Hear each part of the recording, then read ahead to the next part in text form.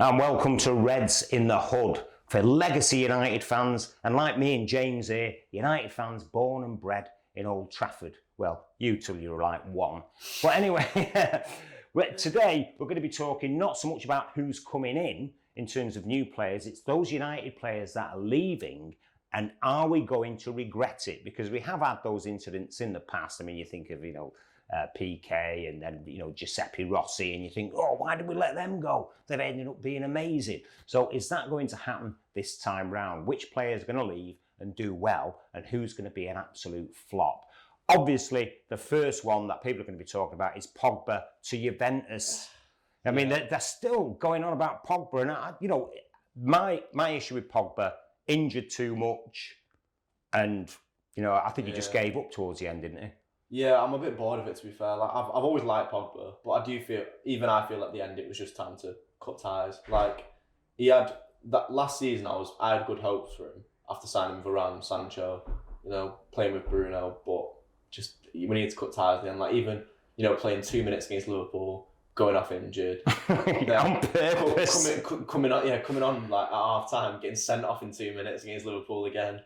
It was time to let him go, I think, and move on really, and hopefully get De Jong in to replace him. I think the irritating thing about Pogba when he was playing for us, and even when he was playing well, he'd always say it's like people focusing on his mistakes almost on purpose, and then this stuff about he's toxic in the dressing room, he's a virus, and you're going, well, I mean, I literally know people who've worked at United for like 30 years, including a woman there, who's worked with all the youth players, for like the last 25 years, who's our mate's niece. Yeah. Although she's only 10 years younger than him.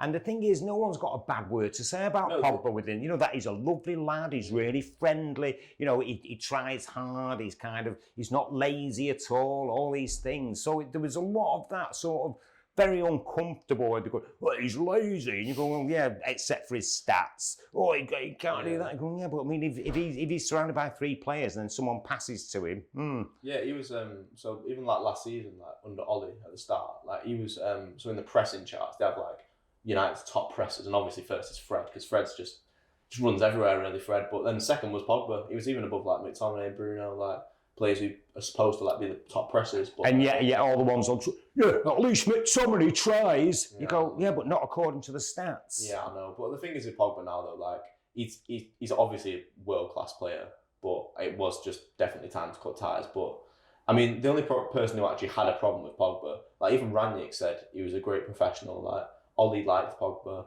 The only person who had a problem with him was the person who has a problem with everyone. It's Mourinho. Like Mourinho has problems with everyone.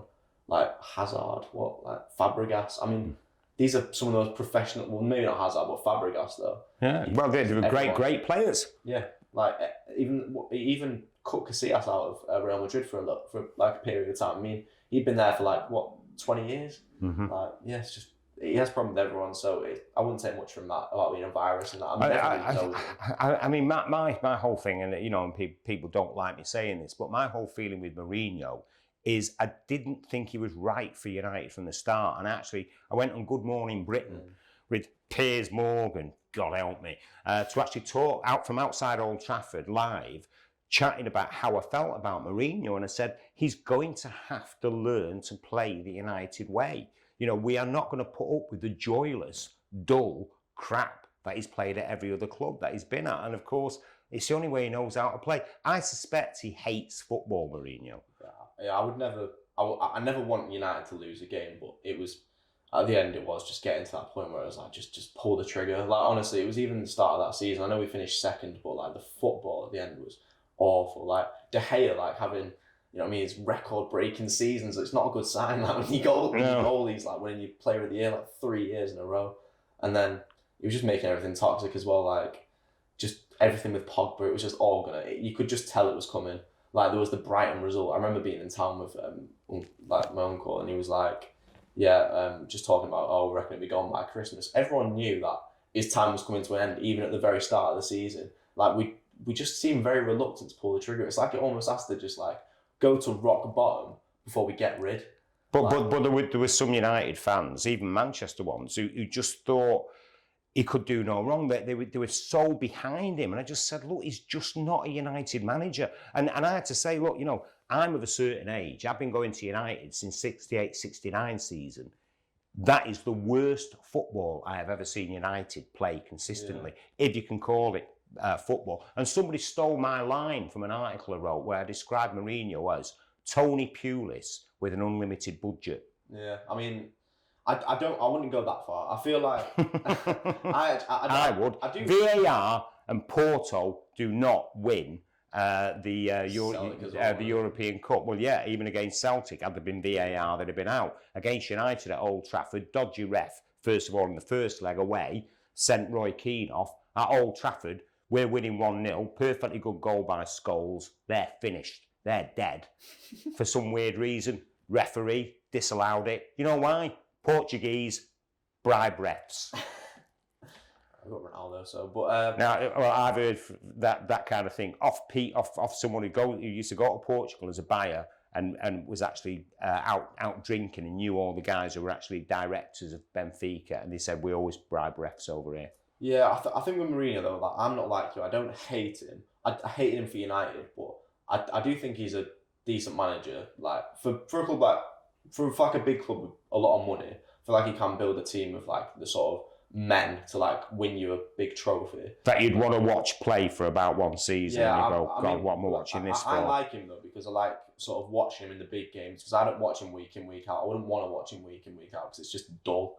But if it's like a one-off game or something, say like I don't know, European quarter-final, semi-final or something, the football's quite funny to watch almost because it's like everyone's just chucking themselves. So spiteful, you mean? Yeah, like Inter exactly. Milan against Barcelona. Exactly. Sheer spite. Well, then that's Roma. I mean, managing Roma now, he's just signed Matic as well. So how do you think Matic is going to do at Roma? Because Matic is a good player, but he just doesn't seem to quite have the legs for a full game, does he?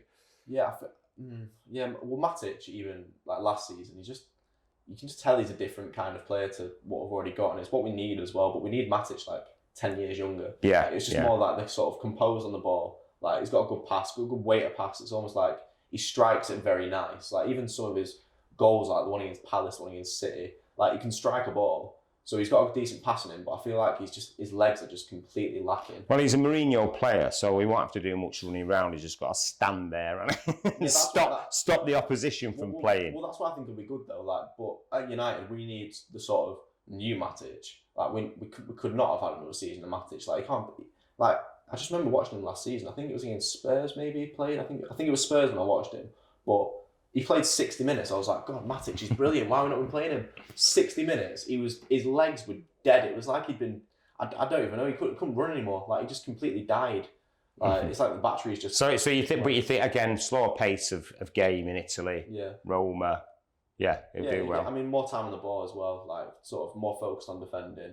Like it does suit him. I think Matic will do well, especially now Roma have signed Dybala as well. Like, I don't know how they managed to get him. That is Mourinho. He took a massive pay cut as well. Mm-hmm. I feel like Rome will probably.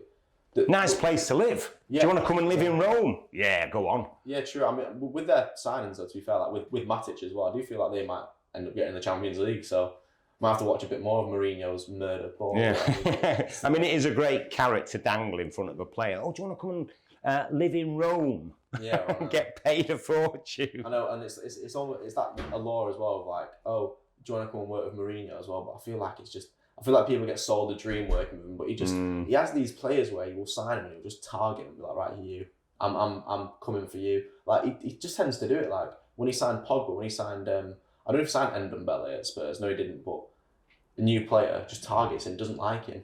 He just has these few players which he almost signs to like make a point. No, Bale. Yeah, Bale. He signed him and just hated him. Yeah. Yeah. Weird. Yeah. Yeah. He just signs players to make a point, but. Yeah, who else has left United? I think. So Pereira's gone to Fulham. Yeah. I know some Fulham fans are thinking, well, yeah, but again, he was always great in pre-season, wasn't he, Pereira? Yeah, that's why I'm glad he's gone. Which is a bit worrying if you think about how well some of our players have been playing pre-season. You think, are the Andreas Pereiras? I was waiting for Pereira to score like a 30-yard free kick in pre-season and have him start in the first game and then just being crap again. Like he needs to go before he. But 9.5 million, I think we've got for him, or is it? It's not bad. But again, if he works out well, because how old is he now? Is he 25? or 24. But I know that Fulham's manager likes to play with an out-and-out number 10, and and they've got a good side. They came up looking really good. Yeah, I feel like the pressure's off him a bit at Fulham as well. To be fair, I feel like there's just the pressure of playing. He did have some good games. People forget he's got that kind of ability to strike the ball, which is very good. And carry the ball in a way that Bruno couldn't. Take a player on, dribble past them. His decision making is terrible though, but that can be coached into you, I feel. But I feel like Pereira, the time's kind of been and gone now. I feel like if maybe he was 4 years younger, because I did like Pereira. Like I did really like him. I had hope for him, but I feel like he just needs to move on now. But I think he will do well at Fulham. I think it's kind of a good club for him. Mm-hmm. Now, other players that are leaving, Lingard, where's he actually going to go? I've got no idea. I don't know what's happened to Lingard. He's started all that TikTok nonsense as well. But I think I saw on Sky Sports West Ham are back in for him maybe. Yeah. And then Nottingham Forest as well in for him. But I feel like Lingard is good enough to play in the Champions League. I feel like he's got the ability, but I think he should play for maybe an AC Milan, but maybe not AC Milan, they just won the league, but maybe someone like Inter Milan. I mean, it's strange with West Ham why he just didn't do the deal quickly and keep their fans on board, because the fans liked him, and I think some of the West Ham fans have gone off him now. Well, we're stupid anyway, because if we sold him when we were meant to, because we kept him for no reason, we kept him to... I think he was an asset on the books worth 50 million money while he was at United for them to borrow against. Well, that's what I mean, but we could have sold him for 30 million plus. He was brilliant at West Ham. Yeah. Which was just odd. We just kept hold of him, let him go on free. But... Unless he wanted that to up his wages. Yeah, but I feel like he probably got promised minutes. I think he came out and said Ollie promised him minutes, but then didn't get him. I mean, because he was coming on over Van der Beek. I mean, it definitely was time to let Jesse go, but I just hope he kind of picks the right club. I want him to go to Italy, really. I want him to go to Spain or Italy, because I feel like when he's got more time on the ball, he's got great energy as well. So, and he's clever, isn't he? Yeah, he's a clever player. He's good. He's got good one touch sort of play in him. That's what Ferdinand said. He said he could play in that era because everything's one touch. He's not very physical, but you can't really get near him. So I feel like the sort of speed he plays at would be very good, sort of in Italy or Spain. But I think he will go to a lower Premier League team. He might even go to Newcastle, which isn't a bad. That's a good shout, because obviously they're building up now. Yeah, and they can actually afford his wages. I think that's a big thing as well. And also, he's the sort of player that can excite fans. You can be excited when he gets on the ball, and that's obviously Newcastle fans, because they love that. What's his name? San Maximum or whatever his name is. Yeah. So that is the sort of player that the fans up there love. Someone who's exciting on the ball, is going to get them up off the feet. Yeah, I feel like Lingard's a bit more careful as well. He does look after it a bit better, but so I mean, he's had his what was it, that messy Lingard stage, wasn't it? Where and then that Lingardinho or whatever, they were cropping his face onto Ronaldinho's face and stuff like that. But it was that goal where dribbled past everyone playing against Watford and stuff. So he's got the kind of moments in him, but he just needs to go elsewhere now. But I do want to see him go to a decent club. I think Newcastle's a good one, because I think Newcastle will be pushing for the European spots. Yeah. So hopefully. But so do you think when he goes somewhere he'll flop or he'll be a success? Depending where he goes. I think that's not good for this sort of channel, I think at Nottingham Forest still. I think they're going to go down. Yeah, sadly. Well, yeah, but I feel like he'll flop at Nottingham Forest because he can't really save them. They've not really bought anyone any good. I mean, they've got Dean Henderson, who's a goalkeeper. And a lot of their best players are going. They had people on loan and all the rest of it. Jed Spence as well, the right back. I don't think he should go Forest. I feel like he should go Newcastle. But if he goes Newcastle or West Ham, I think he'll do well. If he goes abroad, I think he'll do really well. But if he goes DC United, I don't really care then. It doesn't really matter. If he does well there, he does well there. But great lifestyle. But I don't know if they'd be able to pay the wages properly anyway over there. Yeah. But so that's Lingard. Who are we going to sell? Is Bailly going to be sold? Is Wan-Bissaka going to be sold? I think Wan-Bissaka's already gone. I think he just really doesn't like Wan-Bissaka. I think it is important we sign a right back, though. I'm not completely convinced about Dalot. So I feel like we need a backup to kind of come in and do a job. I don't know what's happened to Brandon Williams, to be fair. Yeah, again. I think he's probably going to go. But because we've got Ethan Laird having a few games here and there, but again, he's just too injury prone. I mean, because he was at Swansea last season, he was doing really well at Swansea. like so well at Bournemouth, who were top of the league, signed him. Didn't play him. Like, so, I mean, we are terrible at loaning players. Like, we choose the wrong loans for everyone, I'm convinced. Well, we used to do that in the olden days. You know, I remember I think we loaned Giuseppe Rossi to Newcastle, and they never played him. Yeah, I mean, and we've done that with other players, where you go, well, what's the point of him going out on loan when you're not playing the bloke? Even Ahmad, like he went on loan to Rangers, didn't play. Like, that's an insult as well. Rangers. He's definitely got, I know, like he's definitely got the ability as well to play for Rangers. Like he's scoring. And Palestri, you know, so we've got all these peculiar signings that we were conned into. It cost 30 million. We know that they didn't cost anything like that. They cost maybe 6, 7. Yeah, well, the Ahmad one is like with weird add-ons. Ahmad's 12, and then I think it's like 30 if we like win the Champions League or something. And he wins a Ballon d'Or 15 times. Well, yeah, that was Martial's one at the Ballon d'Or clause, the famous Woodward Ballon d'Or clause that Lukaku and Martial had. But, yeah, and then they can tell the fans, oh, we've paid this for them. You go, well, hang on a minute, no, you haven't. Yeah. You've paid this amount. Why are you trying to tell us that you've paid 60 million when you paid 40? You know, that kind of thing. To be fair, Eric Bailly in pre-season though, in terms of people playing to sort of get in the shop window, I feel like there's an element of that because I don't know. I feel like he's desperate for first team football, but the performances that he's putting in pre-season, he probably deserves it. Like, but you see, it's his injury proneness. Yeah. I don't think it's ever been his ability. I think it's just down to his injury proneness. Right, we've talked about players. What about former managers? Solskjaer. I mean, everyone forgets he managed to finish 2nd and 3rd with a team that, even though improved, you know, Ralph Rangnick struggled with. Yeah. And so people must be looking at, I mean, there's got to be people going, well, this guy knows what he's doing. Yeah, definitely. I feel like with Solskjaer, though, it needs to be... And the team spirit there, the number of games we went a goal behind and came back and won, and, you know, how you could see the players really wanted to play for him. Yeah, the players definitely did really like him. I think that was unfortunate for Rangnick, to be fair, because he kind of caught it's almost like they hated him just because they love Solskjaer. It's like complete opposite person. But that happens. Yeah, I mean, you've got Rangnick who's like a bit sour-faced, do you know what I mean? He's very like stubborn, you need to do it his way. And then you've got Solskjaer who's like, do you know what I mean? All the players that loved him, like, you know, they probably like were just, they were probably almost a bit caught up in Solskjaer's ways, and they might have almost felt a bit guilty, to be fair, for like kind of abandoning all that way of playing or whatever. I don't know what it is, but yeah, last season was a shambles though. But I think Ollie did well. He can kind of hang his head high. But I feel like the thing is, you've got like Mikel Arteta going to Arsenal. I mean, I said this to my friend who's an Arsenal fan.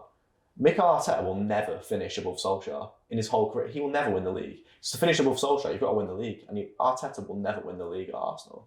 And I think even like just thing is, I would say lower end Premier League clubs would get Solskjaer, but I feel like he could even go a bit higher than that. Yeah. I feel like maybe like decent clubs abroad could go for him, but I think he needs to kind of get another little job to kind of just boost his profile a bit more, kind of bounce back a bit, and then kind of bounce to a bit of a... I just wonder if he's had such a big payoff, and if he gets a job too soon, he's got to answer with that money back.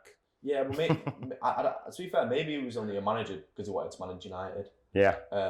And maybe nothing kind of excites him. I'll be crying now. I'll start crying in a minute. I remember 99. Look at that. Beautiful. And even signed there, you know. So, yeah, Ollie, I'd love to see him do well. I like to see everyone who's been at United do well, except for Matic, who's gone to Roma. Is that fair? Yeah.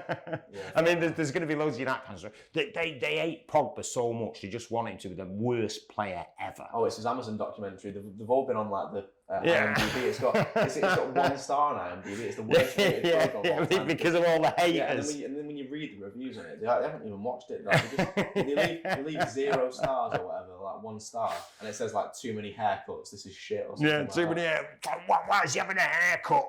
Yeah.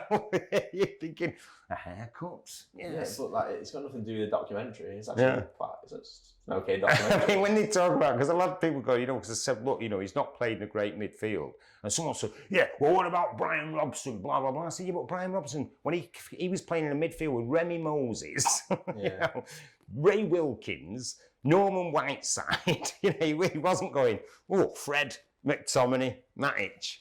I mean, obviously Herrera going was a big blow to Pogba, wasn't it? Yeah, I feel like with Pogba though, it's almost like, one, you've not got the correct profiles around him, but two, they're almost trying to make him in, because it's almost sometimes a thing, because he's like, oh, he's big, like, do you know what I mean? He's built like quite well, and they're like, oh, he needs to be a holding midfielder. I think Yaya Toure suffered from that as well. Like, Yeah. Pep always tried. He played him centre back, holding midfield, and then Mancini was like, no, this guy is like an attacker. He's an attacker, really. Yeah. So, and then scoring like 20 goals, and then same with Ollie when he first came in. He knew Pogba would play higher up, and Pogba scored like 20 goals that season, like, and was probably one of the best midfielders in Europe. But then again, it's just that habit of kind of just pushing him back because he can do it. He's good enough, like he is for France, playing the two almost with Kante. But I mean that myth as well, where he doesn't play well with Kante, is kind of ended because he's playing next to Tchouaméni for France. Tchouaméni, as if it was Kante making Pogba look good. Yeah, and they were still doing well. I mean, they had a bit of a, and as well, what is it? In that Nations League group stage, Pogba was injured the whole time. France didn't win a game. No. Well, I always thought United looked so. Hey, you're allowed to comment, by the way, but I thought United always looked a bit second rate without Pogba. Yeah. We looked a mid-table side. Yeah. And actually, if you think last season, he played the least games he ever played for United, didn't he? Yeah, I know. I feel like last season's a bit of a write-off. Like, I feel like once Ollie went, it was done for him. I feel like he knew he was leaving because he had 1 year left. I think that was his year. He was like, right, we're going to challenge for the title this year, otherwise I'm going to go. And I feel like once he knew that we weren't going to challenge for the title, like even top four, like he doesn't care about the top four. He doesn't want to keep getting top four. He wants to win stuff. Like, so I feel like once that was gone, he just kind of gave up a bit. But I mean, because first game of the season, 4 assists versus Leeds. Yeah. And you've got Graham Souness saying he should be doing that every game. Graham Souness. Yeah, I worked out if he did that every game that season, he would have had the most assists in the history of the English football. I would still argue that Graham Souness is probably Liverpool's best ever midfielder, not Steven Gerrard. And yet, then again, if you Graham Souness, he'd get sent off every game for doing what he used to do back in the day. I mean, he was absolutely filthy. I mean, there's that compilation that them bloody Liverpool fans are doing on Twitter of Gerrard. It was like Gerrard's tackling, and it was just him like every challenge was a red card. I think I was like, they're not good tackles. He's probably just. Hey. Remember when Anderson just played, Mark Gerrard out of the game, didn't he, when he was only like 19 or 20? It's blasphemous them comparing Gerrard to Scholes. I think it's the worst comparison in football. I mean, Gerrard... Oh, no. The worst comparison is Lampard, even being compared with Gerrard or Scholes. I just never understood Lampard at all. I thought he had a great shot. He was good at coming onto the ball, getting in the box late and scoring goals. But his actual play, his outside play, he couldn't carry the ball. He wasn't a great passer. He couldn't really tackle. He was slow, so you couldn't play him in a 4-4-2 thingy because he didn't have the legs to get around the midfield. And yet he's still hailed as like this all-time great midfield player. I feel like with a 4-4-2 though, like a lot of midfielders now wouldn't be able to cope. But Lampard, no way in a 4-4-2. He's a bit more of a second striker. I feel like that was his best role. Where just like a number 10 type. Just coming off Drogba. Even though like Chelsea fans like to say, oh yeah, no, he played deeper. He didn't. Like, none of his game came from playing deep. His game came from arriving in the box late and scoring. Yeah. That's why he's got so many goals. He's like Bruno Fernandes, really. Like, that's like an element of Bruno Fernandes' game. Obviously, like, he looks after the ball a bit better. And Bruno's got a better pass in him. Okay, well, listen, let's wish all our United players, ex-United players, all the best, and I'm sure you do, especially Paul Pogba. Despite his haircuts. Sorry about that one. Don't forget, this is Reds in the Hood for legacy fans, real United fans. Smash the like button and subscribe, and we'll be back with more.